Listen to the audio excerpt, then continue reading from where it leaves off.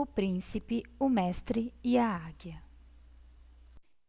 Era uma vez uma rainha cujo marido havia morrido quando seu filho tinha somente 5 anos. Ela foi então nomeada regente do reino até que seu filho completasse 18 anos e fosse capaz de governar.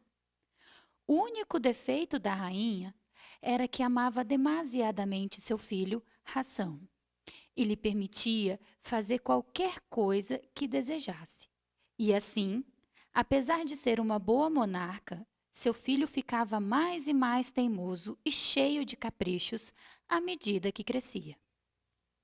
Um dia, a rainha chamou o seu grão-vizir e lhe disse: Diga-me francamente o que posso fazer com meu filho.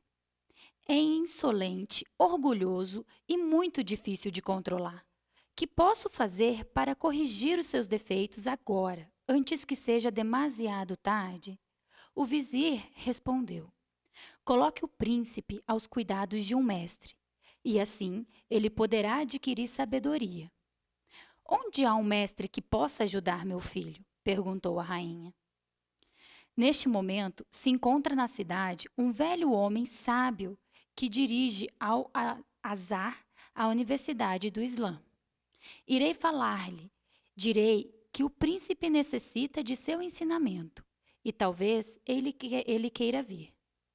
Traga-o imediatamente, se puder, disse a rainha. Então, o vizir partiu e logo retornou com o mestre, que tomou o príncipe sob seus cuidados. Todos os dias, o ancião e o menino se sentavam para estudar e ler. O mestre lhe contava sobre as maravilhas do mundo, da sabedoria do sagrado Corão e da ciência exata da álgebra. Todas as semanas, a rainha mandava buscar o mestre e perguntava: Como está progredindo meu filho? O mestre sacudia a cabeça e se retirava. Um dia, a rainha lhe perguntou: Meu filho agora está progredindo, mestre? Ele ainda não aprendeu que um príncipe deve ser humilde, que um rei é um servidor de seu povo e que não há poder a não ser em Deus. O que podemos fazer? Perguntou a rainha. Majestade, deixe-me levá-lo para viajar comigo, disse o mestre. Se pudermos estar mais perto da natureza, talvez isso ajude a mudar o seu caráter. A rainha aceitou e os dois partiram vestidos com roupas simples, como as que usam os andarilhos. No fim do primeiro dia de viagem, quando se sentaram para fazer café ao lado de um pequeno fogo, 2 pássaros apareceram como do nada. Pousaram sobre o alforje do ancião e começaram a gorjear. Faz muitos anos que aprendi a linguagem dos pássaros, disse o mestre, mas agora me arrependo de tê-lo feito. Por quê? Perguntou o príncipe. A princípio, o mestre não queria explicar à Hassan o que os pássaros haviam dito, mas o menino insistiu tanto que afinal ele falou.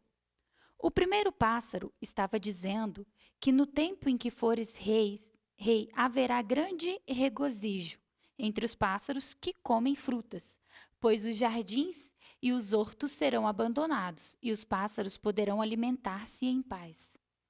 Ninguém os incomodará, porque todo o povo destas terras terá ido embora. Ninguém quererá viver sob um reinado tão impopular. Que dizia o outro pássaro? Perguntou Razão. O segundo pássaro disse que ele também ficará contente, pois haverá muitos gafanhotos para comer. Não haverá gente suficiente para atear fogo nos campos e afugentar os gafanhotos quando eles chegarem, foi a resposta do mestre.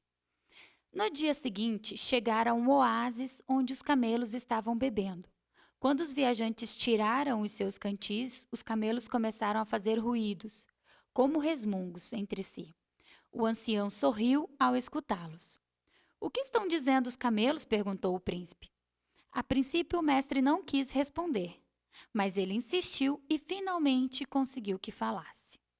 Eles estão se queixando porque quando fores rei, haverá tanta gente aqui dando de beber aos animais e preparando-se para abandonar o país para viver em outro lugar, que será muito difícil para eles virem beber, disse o mestre.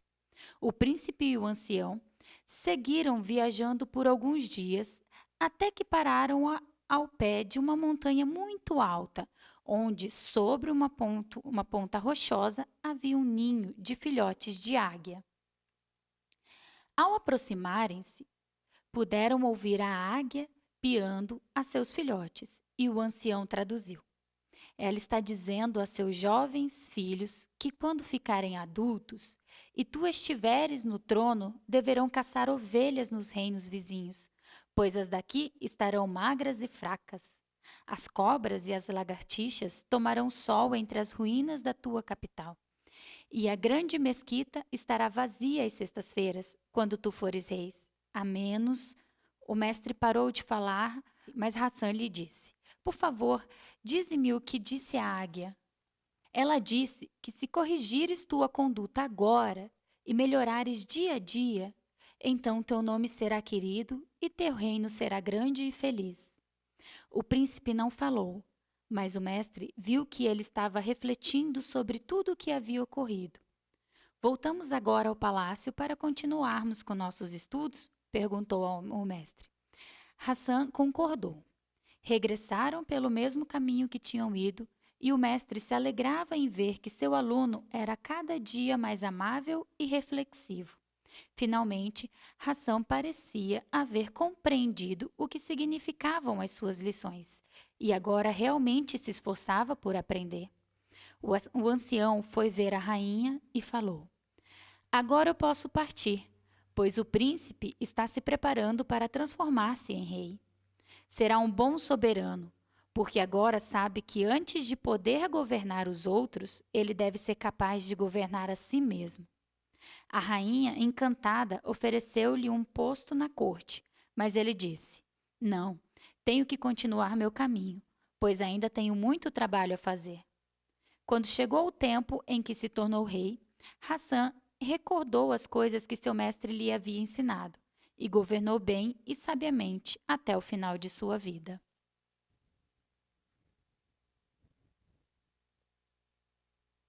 Você tem nessa história a pessoa que era sempre considerada a mais importante em uma sociedade, que é um rei ou um futuro rei. Os outros eram pessoas comuns, mas o rei era sempre mais importante. E lembra que estamos falando de Oriente. E no Oriente os reis eram um pouco diferentes. Eles tinham origens divinas. Eles vinham de estirpes considerados divinos, descendentes de deuses.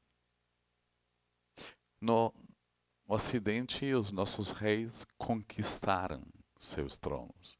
E com seu poder manteve nesses tronos, dando medo para as pessoas. Você tinha medo que eles se trucidassem. Já para os lados orientais, os reis vinham de Deus, ou de alguma origem, alguma estirpe. Portanto, não só eles podiam acabar com você, com suas tropas, mas também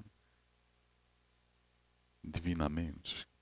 Você tinha medo de fazer algo errado e queimar no inferno por resto dos teus dias. Sem considerar que você já estava queimando no inferno aqui na Terra. Então, que diferença ia fazer? É a pessoa mais importante da sociedade, elevado perante do mestre, de um sufi, um velino. Os sufis, eles também são meio macumbeiros, ok? Tem sufis e sufis. Alguns fazem rituais meio que enlouquecedores. Você leva pessoas enlouquecidas, amarra elas em postes. À noite eles saem correndo no meio das pessoas para tirar os maus espíritos. Eles têm umas macumbas muito interessantes. Dá medo. Quando você chega perto, que você sente aquele cheiro de incenso bem pesado em volta, aquele fogo que queima o tempo inteiro. Mas existem sufis e sufis. Tem também aqueles que vivem perdidos no meio do deserto, andando de um lado para o outro, vivendo o seu dia a dia. Isso é a essência. Ela vai além do Islã. A maioria dos sufis prega, estuda o Corão, aprende o Alcorão e traz o Alcorão no seu dia a dia. Outros são como Francisco de Assis, se associaram à religião para não serem trucidados. Porque Francisco de Assis, se não tivesse ido para o Vaticano, teria sido queimado como um bruxo. Ele não poderia estar vivendo sua simplicidade e aquilo que ele estava pronto para viver. Ele estava limitado. A igreja, a religião naquele tempo, era muito mais poderoso do que hoje em dia. Portanto, acaba se tornando algo que acompanha a tua existência, mas na verdade a tua existência é além disso. Sendo que os sufis, eles são parte do Islã, mas eles podem beber. Eles gostam de enxergar. Eles podem tudo. Mas é uma linha. Mas o sufi que você ouve nessa história, na verdade, é o típico sufi que você tem que batalhar para encontrar. Ele não faz publicidade na internet. Você não vai achar ele, a menos que você não chegue a ele. A menos que a tua sede e vontade de viver, de aprender e desvendar os mistérios da tua existência te levam até ele. Às vezes você pode cair em um lugar de paraquedas. Talvez você não queria. Você não fez nenhum esforço de verdade por chegar. Alguém te convenceu. É diferente quando você chega, porque você está ouvindo aquilo que não se expressa através de palavras. Aquilo te leva até onde você está indo. O mestre não é simplesmente alguém que ensina a vida e como viver. Ele é a essência da vida em si. Um espelho da natureza para você. Nada ele pode. Nenhum poder ele tem. Porque senão ele pegava a flauta mágica e batia na tua cabeça e te transformava. Mas não existe. Essas fantasias pertencem à gaiola. Não adianta sair da gaiola e assumir outra gaiola ao lado de fora. Só porque essa é dourada, com luz violeta. É uma gaiola. A liberdade é além de qualquer coisa que te segure. Minimamente.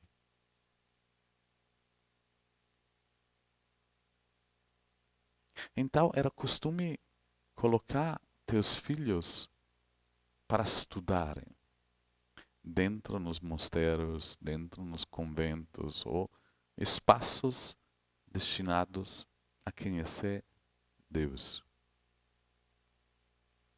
Era natural que os sufis, os derviches, nesse caso, eram aqueles que eram escolhidos.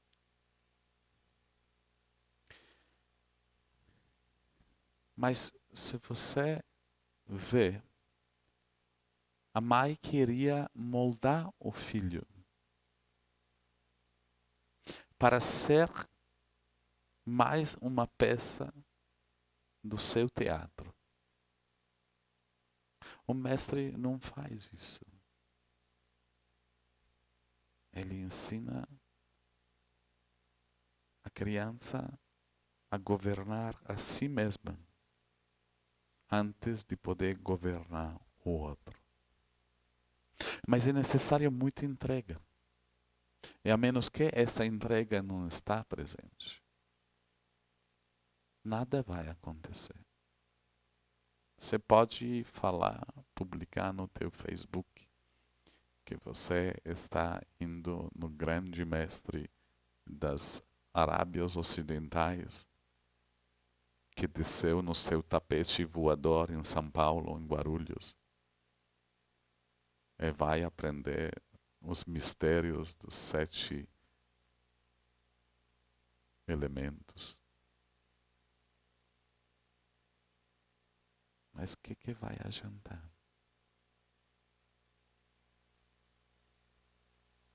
Se em princípio você não estava lá.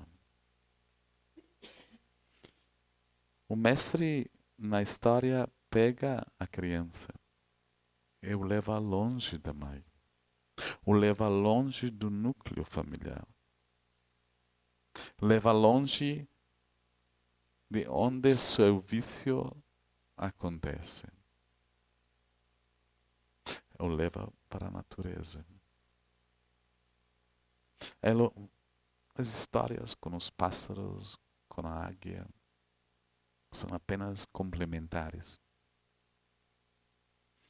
para encontrar formas de atingir o menino, por ele poder abrir seus olhos. A menos que você não queira abrir seus olhos, não vai. A menos que você não está aberta para isso, nada vai acontecer. Um mestre, de uma certa forma, tem uma sensação. Ele olha para uma árvore cheia de frutos e vê um fruto que está maduro. Eu colho. Porque se eu deixar lá, vai apodrecer. Ou cair. E apodrecer no chão.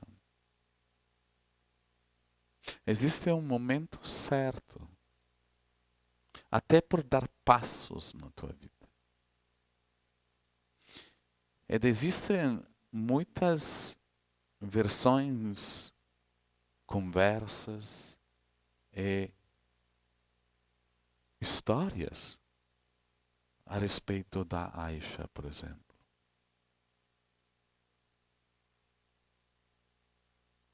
Todo mundo tem um monte de fantasias e projeções com ela. Ninguém, em momento nenhum, entendeu o que estava se passando. Uma coisa que eu falei com ela foi: deixa o povo falar. Não importa o que eles falarem. Ela estava no palácio, junto com uma rainha controladora e dominadora, que queria educá-la segundo os princípios esotéricos do mundo. Chegou até mim muitas pessoas junto. Mas daí eu vejo numa doidina uma chance de ficar enroscada. É de chegar ao ponto de entregar até a própria vida.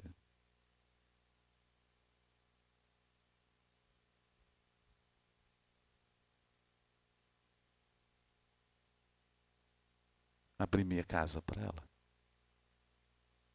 Trouxe até Curitiba. Me acompanhou e me ajudou muito na criação e montagem da Delvis.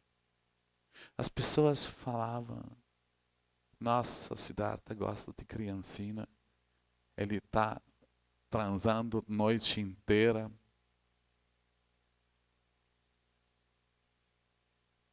Vocês se enganaram. Porque nada disso rolou. E não é algo de pai com filha ou vó. Era algo necessário.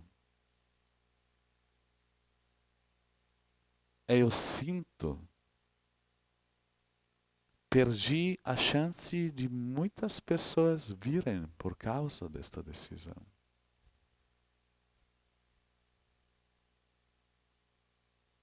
Mas prefiro uma pessoa entregue do que 20.000 meia boca. Tem mais chance. Entende? Esta chegada, eu sabia que eu estava assumindo algo complicado. Eu tinha bem clareza. Eu tinha clareza que não tudo ser que está mais fácil de sair do pequeno mundo é dos mais saudáveis mentalmente. São geralmente os mais difíceis. Ela era o príncipe. Ela precisava sair. É sair não só do núcleo familiar, porque isso não era fluente, mas do núcleo que estava ao redor dela.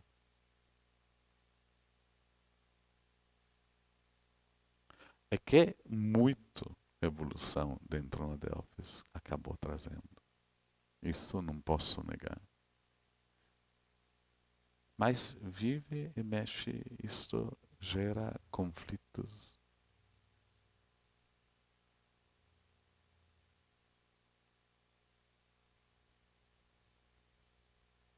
Histórias. Mi. É de triste. Ainda mais dentro de um núcleo onde o caminho é a expansão. Onde o caminho é o crescimento. É necessário ela aprender a governar o seu espaço. Até que ela conseguia ficar em pé. Para daí mandar ela atrás da vida dela. Não que ela despertou. Não é isso o ponto. Mas ela já identifica o que é falso e o que é verdadeiro. Existem várias fases de abrir seus olhos.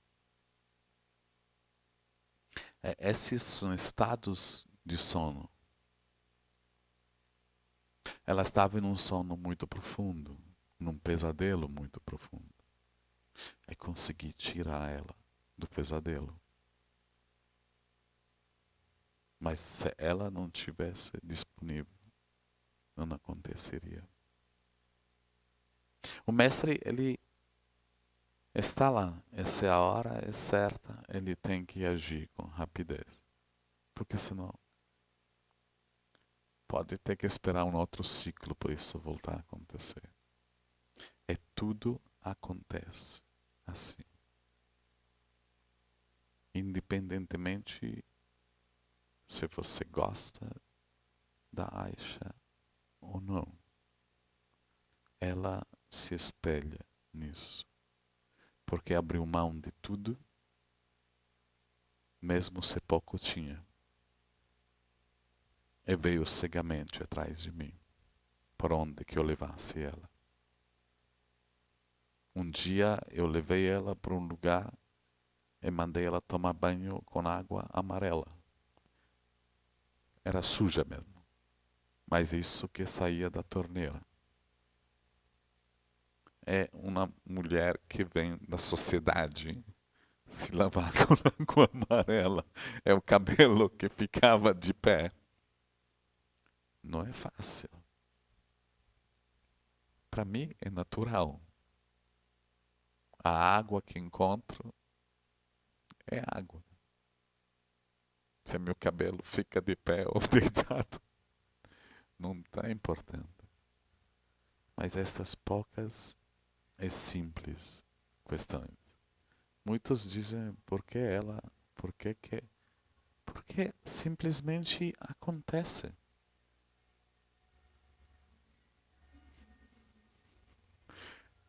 Acontece. Você pode fazer parte deste mundo e não olhar para aquilo que está acontecendo ao teu redor. Ou você pode estar presente com cada instante. E cada instante algo está acontecendo. Desde minha infância, algo me empurrava por dentro. Cheguei aos 14 anos de idade, não sabia, mas eu tinha que sair. É sair do meu núcleo familiar. E me mandei. Nunca me faltou nada. Eu vejo mais preocupados com os filhos, como eles vão fazer. Vai faltar isso. Minha mãe nunca me deu um tostão. Ao contrário, quando eu tinha, eu passava para ela. Nunca guardei dinheiro, fortunas. Não. Mas vivi cada dia intensamente. E qualquer coisa que me acontecesse, considerado positiva ou negativa de ponto de vista humano, vivi. E não tem outra maneira. O mundo é louco. Mas por sair dessa loucura, precisa entrar dentro dela. Para você sair de uma casa, você precisa entrar na casa. Sair de qualquer coisa, a menos que não for fundo, de cabeça, não vai conseguir sair. Inclusive da própria loucura.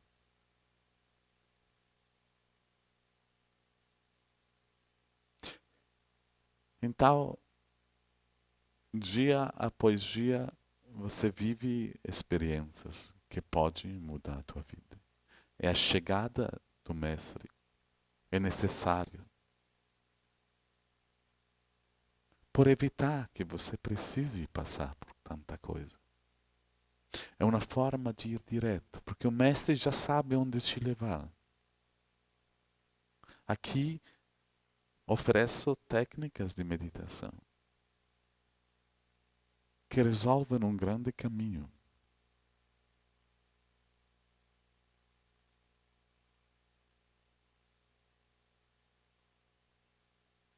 Tudo o que me aconteceu na vida foi uma preparação para outro momento. E em qualquer momento, tudo foi simplesmente perfeito. Mas existem muitas coisas que vivi que acho que dá por evitar. Quando era criança, agora eu sempre tive peito. Sempre teve, ainda tenho. Foi até engraçado, mas quando eu era criança, eu fui abusado sexualmente por um menino com síndrome de Down. Tanto que ficou anos que quando via um menino com síndrome de Down se aproximando,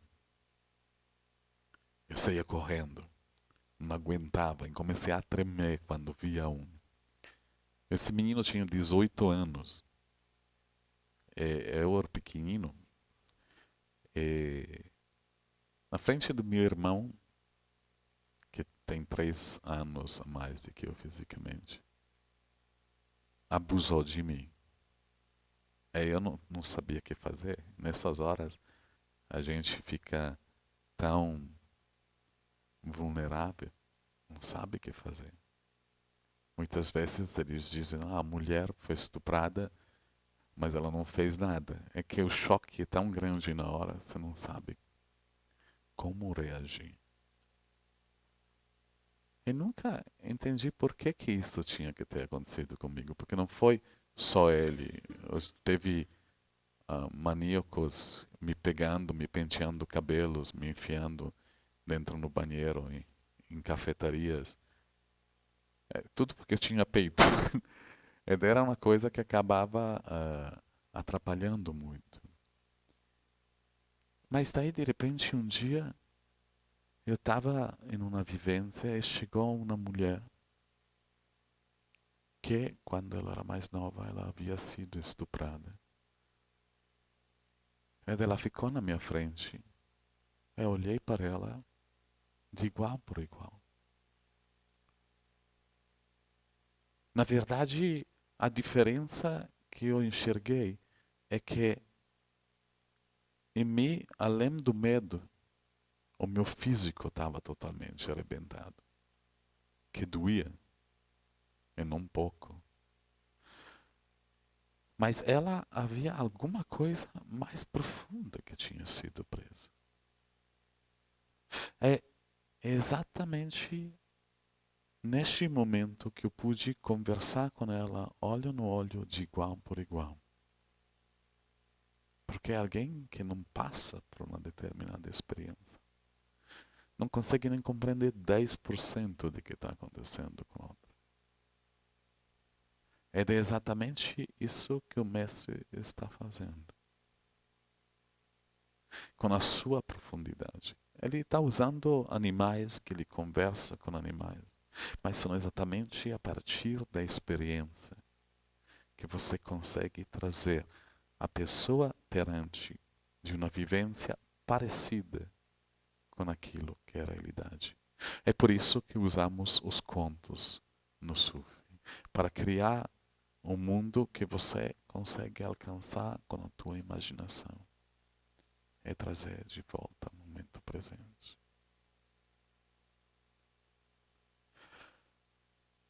Não, eu não tenho mais problema com meninos com síndrome de Down, absolutamente. Mas isso só conseguiu possuir meu físico, porque enquanto isso acontecia, eu via que alguma coisa estava viva, estava intocada.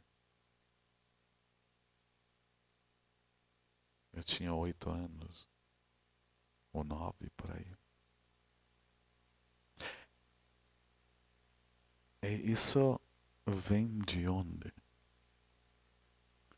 Quando você está sendo trabalhado, hoje, você talvez não alcance o despertar, mas ser martelado continuamente com a verdade. Ao deixar o corpo e voltar a se encarnar, volta com toda esta mesma bagagem junto. Portanto, algo aí está. Com 7 anos de idade, eu fui para a igreja sozinho. Eu estava já buscando. Eu parava com os hippies de 18, 20, 25 anos. E sentava com eles horas conversando.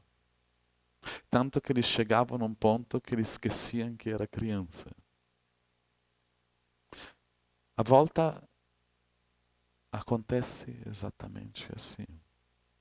E se há esta busca, se há esta procura, ao voltar, ela será a primeira coisa que você procura. E se abre muito mais facilmente. Sem dúvida. Eu tenho certeza disso. Que voltando, apenas estou continuando aquilo que eu estava vivendo antes. Não tenho ideia de quem eu fui. Não tenho ideia de onde vivi.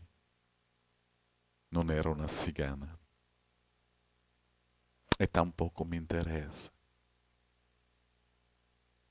Mas a questão é que quando se volta neste corpo, um corpo novo, nesta terra, as coisas se tornam claras e nítidas. Por isso que os monges tibetanos, eles fazem tanta coisa, mas esta que eles fazem é muito interessante. Ao morrer, alguém está morrendo, eles ficam do lado recitando mantras, a pessoa fica falando no ouvido dele. Porque daí, na próxima vida, eles vão procurar ele em algum lugar. Agora, isso é uma perda de tempo, mas a questão do falar, porque o último pensamento vai ser o primeiro. Igual no sono, igual no deixar o corpo.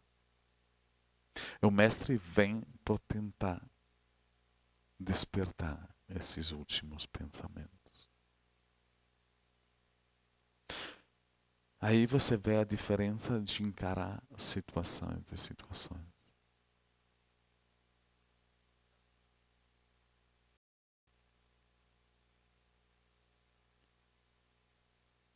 E daí por aí. Não tem coisa que é feita por acaso. E a Aisha pode ser uma das piores pessoas que se lidar. Ela pode ser o que você quiser. Mas o dia que eu falei com ela, vamos, ela largou tudo e veio. É o dia que eu falei com ela, ok, pode ir. Ela armou a mala e ela foi. E tomara que ela faça a próxima coisa que estou falando com ela. Que é abrir um espaço de meditação onde ela está vivendo.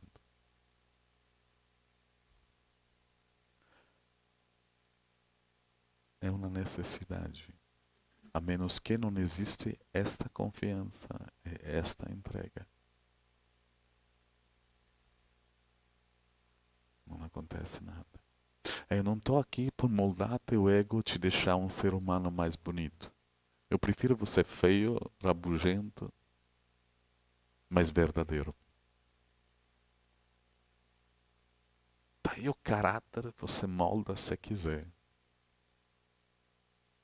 Daí os teus problemas se moldam se você quiser.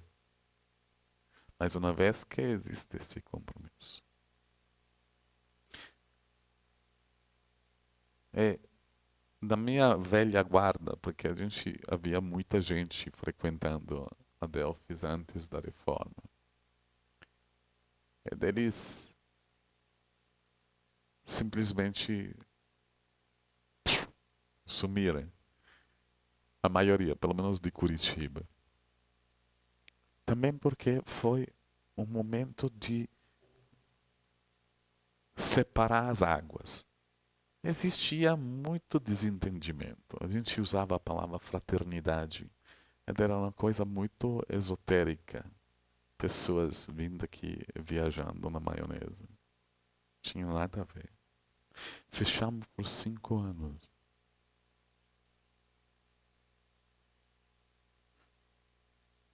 Hira, Anisha e Aruna chegavam para mim e falavam que elas estavam com saudade daqui, mas que mesmo assim elas iam praticar onde que tivesse disponibilidade ao redor. Perfeito? E vão. A Anisha até falava, vou trazer todo mundo para cá. Eu digo, ok, bom, então boa vontade, pode fazer. Porque uma coisa que eu sei é que esses 5 anos, a Kalisha reclamava muito disso, ninguém mais vai vir. Esses 5 anos foram muito importantes para poder dar um novo caminhamento. É aqueles que estavam firmemente ligados àquilo que a Delphis estão aqui. Tanto que Hira agora vai entrar de férias a partir de hoje, por uns dias, mas está na prática das 11 aqui na Delphis todos os dias. Eu não preciso falar nada. Às vezes ela quer que eu fale mais coisa, mas eu não falo. bem às 11. E dela está lá. Sempre, fielmente, no portão. Tem que varrer, tem que limpar qualquer coisa. Não preciso falar nada. É assim que funciona. Porque não sou o tipo de pessoa que vem para você e te fala o que você precisa fazer. Tanto que me vieram vozes de gente falando: Aisha não está trabalhando direito. A Aisha mesmo falava: nossa, não estou conseguindo enviar gente no teu grupo. Olha para esta sala. Enfia mais. A questão é que tudo acaba se encaixando. Eu não vou ficar em cima da Aisha todos os dias. Agora estou abusando da Giovana.